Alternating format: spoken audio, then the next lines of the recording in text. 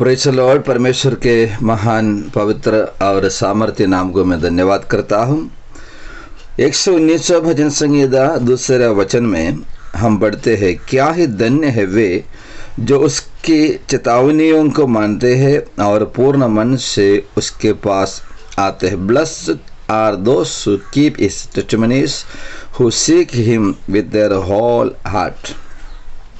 इस वचन के लिए मैं परमेश्वर को शुक्रगुजारी करता हूँ, प्रभु के नाम को मैं स्तुति करता हूँ। यहाँ पर परमेश्वर के दास भजनकार कहता है, परमेश्वर के वचन के लिए दिया हुआ नाम है चेतावनियाँ, टेस्टिमोनीज। ये शब्द क्यों दिया हुआ है? हम देखते हैं परमेश्वर ने अपने दास मूसा को उनके पास बुलाया। सिनाई पहाड़ पर परमेश्वर की उपस्थिति में मूसा बैठकर ये वचन लिखा है, और मूसा परमेश्वर से पाए हुए वचन लिखने के समय में, उस समय में निर्गमन का पुस्तक उसका 31 अध्याय चैप्टर 31 उसके 18 वचन में पढ़ते हैं, जब परमेश्वर मूसा से सिनाई पर्वत पर ऐसी बातें कर चुका, तब उसने उसको अपने उंगली से लिखी हुई साक्षी देने वाली पत्थर की दोनों तख्तियाँ दी। तो उसको ये साक्षी देने वाली पत्थर की पट्टी या तख्तियाँ, उसके लिए कहते हैं tablets of the testimony. Okay, यानी कि परमेश्वर ने दिया हुआ चेतावनी के, साक्षी के।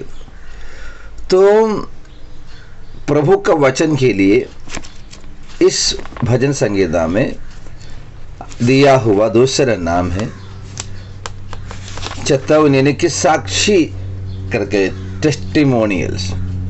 Okay, testimony. और बता रहे हैं क्या करना होगा, उसकी चेतावनियों को मानते हैं, मानने वाले, और पूर्ण मन से उसके पास आते हैं। परमेश्वर के पास लोग जो आते हैं, वे लोगों से परमेश्वर की आज्ञा, परमेश्वर का चाहत, परमेश्वर का यही नियम है, पूर्ण मन से वो खुदा की उपस्थिति में आना चाहिए, परमेश्वर के सम्मुख आना चाहिए। और व्यवस्था विवरण में भी हम इस विषय पर देखते हैं।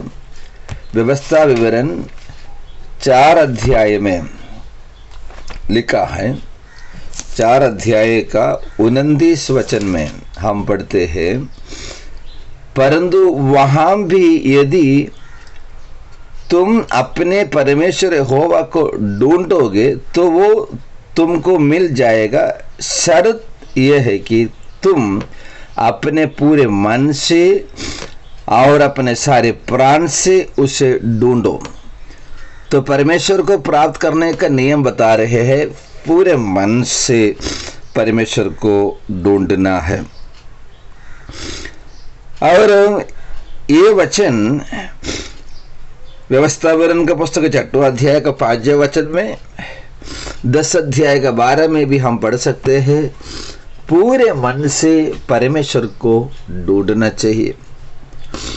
हम करने वाले हर एक कार्य पूरे मन से नहीं है, मजबूरी से कभी कभी करते हैं, कभी तो ऐसा है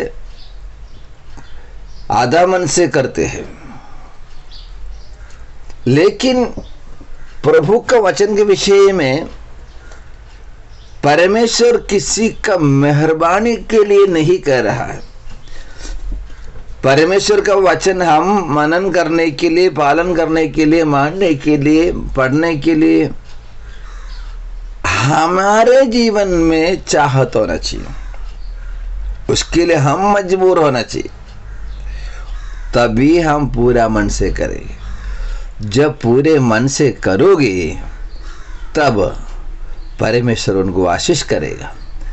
मेरे आवाज़ सुनने वाले प्रिय भाई बहनों से मेरा यही विनती है, आप प्रभु का वचन पूरे मन से ग्रहण कीजिए, पूरे मन से उस वचन पर चलिए, पूरे मन से उस वचन को आप माने, तब परमेश्वर के पूरी आशीष आपके जीवन में प्राप्त होगी। परमेश्वर आपको आशीष करे। आमीन।